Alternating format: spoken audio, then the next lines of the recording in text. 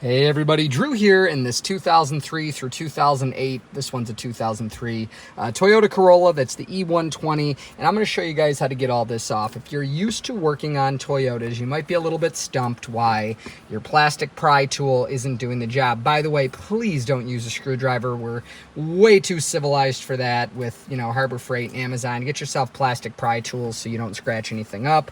But like most Toyotas, everything does kind of snap together. Doing this job with one hand, by the way.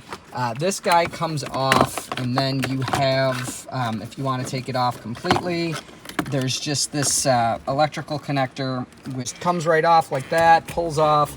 Set that guy aside. Now, the rest, this is where it gets tricky. Most Toyota products, this would all just snap off. There is a hidden screw. You just pull off that knob. That's the major content of this video. So if this was an aha moment for you, if right now you feel like you've been helped, it's not too early to give it a thumbs up, and it's definitely not too early to subscribe.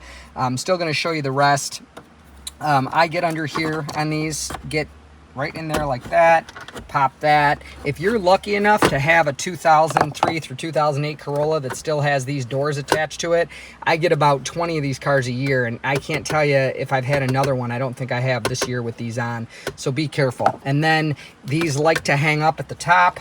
Just stick your pry tool in there, give it a little jiggle. Again, please do not use a screwdriver unless you just want to scratch up your stuff. Let me see that. There we go.